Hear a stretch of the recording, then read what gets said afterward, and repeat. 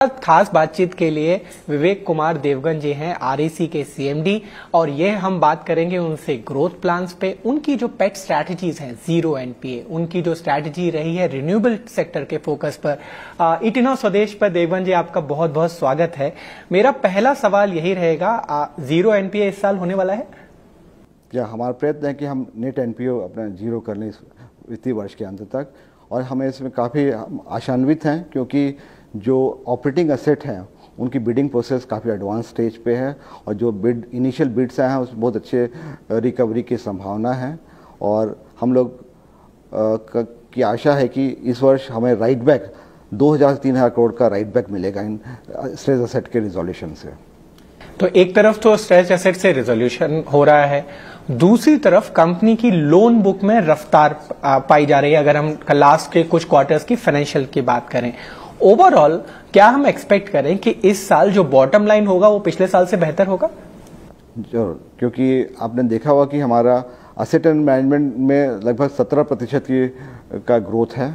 उसी तरह हमारा रिटर्न ऑन इन्वेस्टमेंट इसमें 20% ज़्यादा ग्रोथ है। तो ये हमारा बॉटम लाइन में 20% की कम से कम हम लोग वृद्धि क्या अनुमान रख रहे हैं। और अगला सवाल जाहिर सी बात आ जाता है वो डिविडेंड को लेके। जब कंपनी इस तरीके का मुनाफा कमा रही है तो शेयर होल्डर्स का एक्सपेक्टेशन तो रहता है कि डिविडेंड तो यहाँ से बहुत काफी ज्यादा मिलता है, तो वो मिलता रहेगा इस साल और बेहतर हो सकता है? डेफिनेटली डिविडेंड तो ज़्यादा ही मिलेगा पिछले वर्ष की तुलना में। पिछले वर्ष हमने 16 रुपये प्रति 10 रुपये शेयर पे दिया था।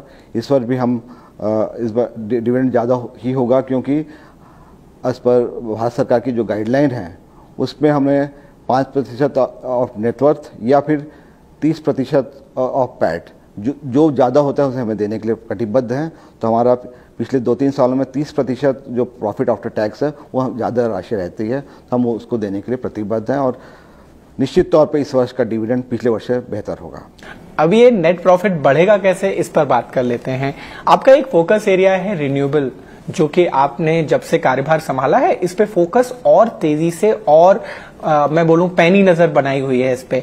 आपका 2030 तक का एक प्लान है रिन्यूएबल एनर्जीज का, उसके बारे में एलैबोरेट करेंगे? जी, अभी हमारा रिन्यूएबल एनर्जी पोर्टफोलियो लगभग 8% हमारे टोटल एसेट एंड मैनेजमेंट का। हमने पिछले 2 वर्षों में काफ़ी तेज़ी से अपना लोन पोर्टफोलियो बढ़ाया है रिन्यूएबल एनर्जी क्षेत्र में।